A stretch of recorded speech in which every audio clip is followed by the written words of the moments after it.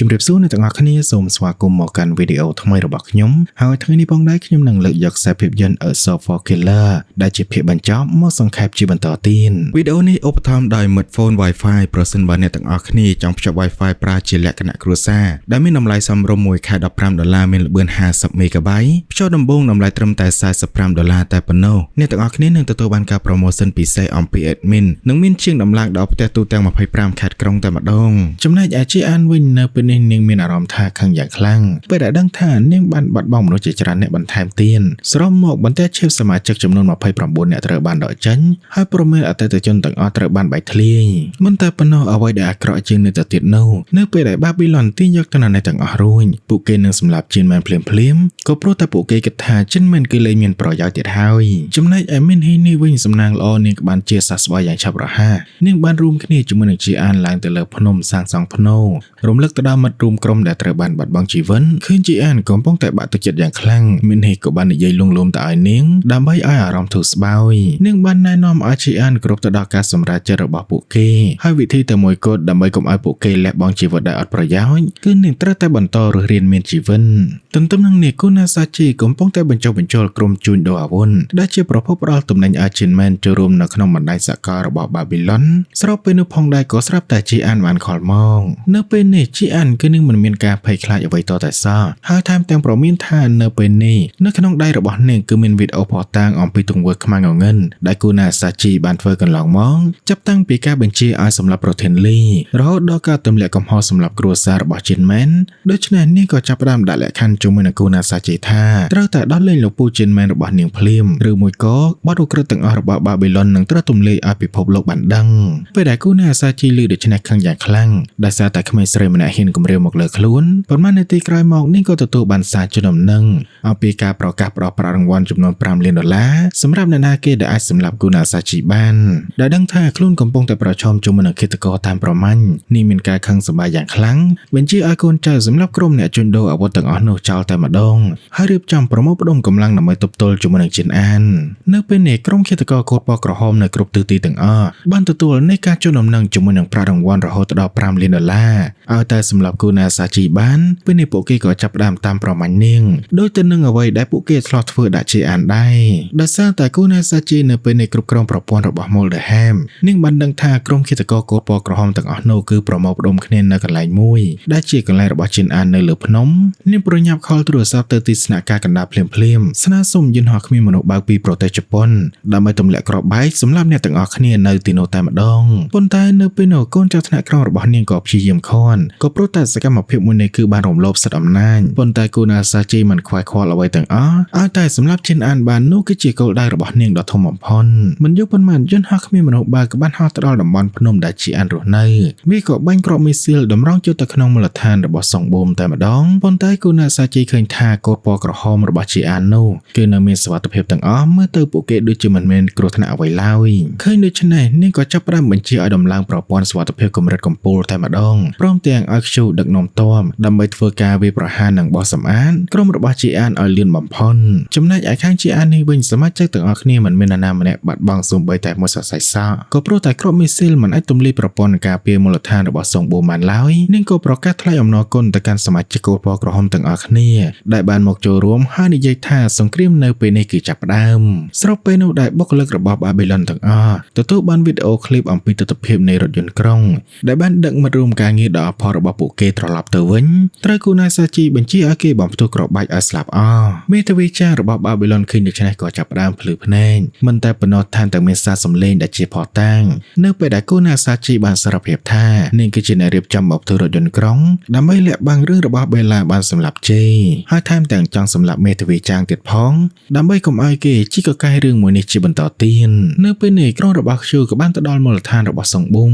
ប៉ុន្តែក៏ស្រាប់តែឃើញថាគឺមានរថយន្តជាច្រើនបានកោតម្រួតគ្នានៅទីនោះនៅច្រកចូលភ្លាមនោះមនុស្សយន្តចំនួន2គ្រឿងក៏ចាប់ផ្ដើមបើកឲ្យបញ្ជាដំណើរការដើម្បីបោះសម្អាតឧបសគ្គទាំងអស់នៅចំពោះមុខដែលមនុស្សមិនអាចធ្វើបានដំបូងឡើយពួកវារៀបចំកំណត់រថយន្តទាំងអស់នោះដើម្បីបើកផ្លូវចូលទៅខាងក្នុងបន្ទាប់មកប្រឈមជាមួយនឹងកំភ្លើងយន្តស្វ័យប្រវត្តិចំនួន ពីដើមនៅផ្លូវរួមក្រោមដីរួចហើយក៏ចាប់ផ្ដើមមកផ្ទុះទ្វារដែងកងទ័ពរបស់បាប៊ីឡុនក៏ចាប់ផ្ដើមសម្រុកចូលដូចជាទឹកបាក់ទំនំមានតែកូនចៅរបស់ខ្ជូតែ2នាក់តែប៉ុណ្ណោះដែលនាងខាត់ពួកគេមិនឲ្យចូលទៅនោះទេត្រឡប់ពេលវេលាទៅកាលពីម្សិលមិញពេលដែលចិនមែនប្រយុទ្ធគ្នាជាមួយនឹងខ្ជូនៅក្នុងក្រុមហ៊ុនរបស់ប្រធានគឹមគ្រាន់តែនាងជប់ជាមួយនឹងចិនមែនភ្លាមក៏ស្ទុះចូលទៅវាយប្រហារដូចជាចង់បានជីវិតរបស់គេយ៉ាងអញ្ចឹងប៉ុន្តែផ្ទុយទៅវិញចិនមែនគឺមិនបានតដៃឬមួយក៏វាយនាងឲ្យមានរបួសនោះទ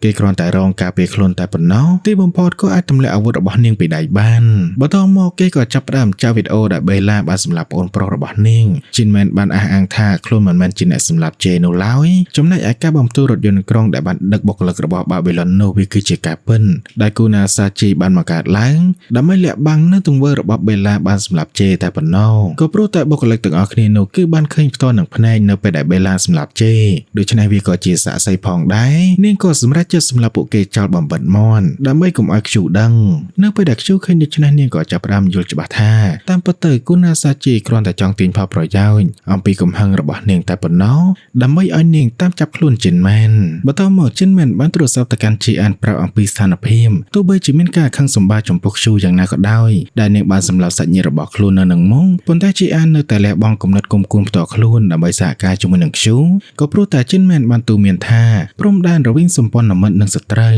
គឺស្ដើងដូចជាក្រដាស់មួយសន្លឹកអញ្ចឹងនៅពេលនេះជីនអានចាប់ផ្ដើមបង្ហាញនូវភាពអង្អែលរបស់ខ្លួនយ៉ាងក្លាហានក្នុងនាមជាម្ចាស់ហាងលក់អាវុធពិតប្រាកដនាងបានរៀបចំផែនការដ៏មានគ្រោះថ្នាក់មួយគឺយល់ព្រមឲ្យគូណាសាជីចាប់ខ្លួនរបស់ចិនមែនដើម្បីឲ្យនាងបាត់បង់នៃការប្រុងប្រយ័ត្នធ្វើឲ្យបាប៊ីឡុនគិតថាពួកគេបានយកទិន្នន័យពីមូលដហេតុហើយប៉ុន្តែការពិតទៅនោះគ្រាន់តែជាអន្ទាក់របស់ចិនអានតែប៉ុណ្ណោះដើម្បីបញ្ឆោតសត្រូវឲ្យបង្ហាញខ្លួនចេញមកស្របពេលជាមួយគ្នានោះចិនអាននឹងប្រមូលផ្ដុំឃាតករពណ៌ក្រហមទាំងអស់ដើម្បីធ្វើការវិបកត្រឡប់ទៅវិញពេលនេះទាហានស៊ីឈ្នួលរបស់បាប៊ីឡុនទាំងអស់សម្រុកចូលទៅក្នុងមូលដ្ឋានរបស់សុងប៊ុំប៉ុន្តែអ្វីដែលពួកគេនឹកស្មានមិនដល់បែរជាឃើញម៉ាឡាកាំងជាច្រើនបានរុំអ៊ីសូឡង់ដែលធ្វើឲ្យប្រព័ន្ធស្កេនកម្ដៅឃើញថាគឺមានមនុស្សនៅទីនោះពិតប្រាកដប៉ុន្តែតាមពិតទៅវាគ្រាន់តែជាម៉ាឡាកាំងបោកបញ្ឆោតតែប៉ុណ្ណោះតាមពិតទៅមុននេះជីអានជាមួយនឹងបងប្អូនដែលមានកូនពណ៌ក្រហមចំនួន500នាក់បានអាដៃរបស់ខ្លួនឯងដើម្បីដកបន្ទះឈៀបចេញនៅក្នុងគោលបំណងបោកទាហានស៊ីឈ្នួលរបស់បាប៊ីឡុនឲ្យចូលអន្ទះរួចហើយពួកគេធ្វើការបំផ្ទុះរូងភ្នំមួយនោះតែម្ដងក្រោយពេលដែលក្រុមទាហានស៊ីឈ្នួលចូលអស់ពួកគេក៏ចាប់ផ្ដើមធ្វើការបំផ្ទុះយ៉ាងកក្រើកដីធ្វើឲ្យបាក់សង្កត់ទៅលើទាហានស៊ីឈ្នួលរបស់បាប៊ីឡុនឲ្យស្លាប់អស់ទៅអ្វីៗទាំងអស់នេះគឺវាបានដំណើរការយ៉ាងត្រឹមត្រូវទៅតាមផែនការរបស់ជីអានប៉ុន្តែនាងក៏នៅតែមានកង្វល់ដ៏ធំមួយទៀតគឺគូណាសាជីអាចនឹងសម្លាប់ជីនមែនភ្លាមដើម្បីធ្វើការសងសឹងដូច្នេះជីនអានគឺនៅសល់ជំរើសតែមួយគត់នាងត្រូវតែជឿទុកចិត្តទៅលើខ្ជូត្រឡប់ទៅកាន់អតីតកាលវិញមុនពេលដែលចេញដំណើរទៅតាមប្រមាញ់ជីនអានខ្ជូក៏បានឆ្លៀតចូលទៅក្នុងបន្ទប់ឃុំឃាំងរបស់ជីនមែនគេបានសារភាពថាគេមិនដឹងច្បាស់ថាអាចយកឈ្នះបាប៊ីឡុនឬមួយក៏អត់នោះទេគេគ្រាន់តែចង់ការពារក្មួយស្រីរបស់គេតែប៉ុណ្ណោះណាមួយរឿងទាំងអស់នេះគេគឺជាអ្នកសាងអ្នកខុសនោះក៏ជាគេដែរដែលធ្វើឲ្យជីវិតក្មេងស្រីម្នាក់ប្រែទៅជាបែបនេះមិនតែប៉ុណ្ណោះជីនមែនក៏បានជួយរំលែកទុកទៅកាន់ខ្ជូដែលបាត់បង់ប្អូនប្រុសជាទីស្រឡាញ់របស់នាងទៀតផ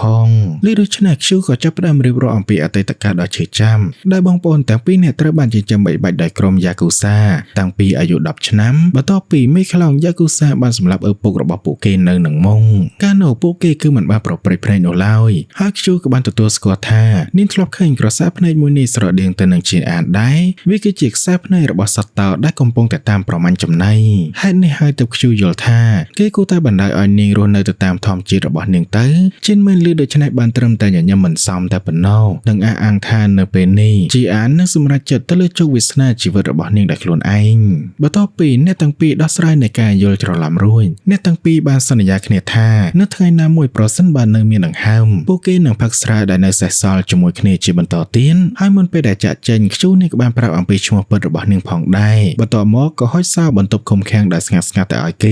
ត្រឡប់មកពេលបច្ចុប្បន្នវិញទាហានស៊ីឈ្នួលរបស់បាប៊ីឡុនដែលនៅសេសសល់បានរត់ចេញមកខាងក្រៅដើម្បីរកខ្ជូពេលនេះទើបពួកគេដឹងថាតាមពិតទៅក្រុមរបស់នាងគឺបានបាត់ខ្លួនចាក់ចេញតាំងពីពេលណាមិនដឹងចំណែកឯកូនសាជីវិញក៏បានទទួលទូរស័ព្ទពីមេធាវីចាងប្រាប់ថាថ្នាក់លើនៅពេលនេះគឺបានដឹងរឿងគ្រប់យ៉ាងអស់ហើយនិងតម្រូវឲ្យនាងបកស្រាយនៃការបញ្យល់ភ្លាមៗនៅពេលដែលនាងចាក់ចេញពីបន្ទប់កូនចៅរបស់នាងបានទទួលបញ្ជាពីថ្នាក់លើឲ្យដកថយជាបន្តទៅកាន់ទីស្នាក់ការកណ្ដាលវិញក៏ព្រោះតែយុទ្ធនាការមួយនេះគឺលែងពាក់ព័ន្ធជាមួយនឹងបាប៊ីឡុនទៀតហើយក្នុងពេលនោះផងដែរជីនមែនក៏អាចចាក់ចេញពីបន្ទប់ឃុំឃាំងក្រោយពេលដែលខ្ជូប្រគល់សោឲ្យចំណែកឯមេធាវីចាងវិញក៏មានវត្តមាននៅទីនោះគាំទ្រ រទៅលើគេផងដែរខណៈដែលខ្ជូជាមួយនឹងកូនចៅរបស់គូណាសាជីបានបន្តដំណើរត្រឡប់ទៅកាន់ប្រទេសជប៉ុនវិញរៀងៗខ្លួននៅឯមូលដ្ឋានរបស់បាប៊ីឡុននេះវិញក្រុមបុគ្គលិកសន្តិសុខក៏ចាប់ផ្ដើមនាំគ្នាចាក់ចេញយ៉ាងប្រញាប់ប្រញាល់ពួកគេបានដឹងថាមេរបស់គេគូណាសាជីនេះគឺជាមនុស្សស្រីដ៏ឆ្កួតលីលាម្នាក់ដែលហ៊ានសម្លាប់កូនចៅខ្លួនឯងដើម្បីសម្រេចគោលបំណ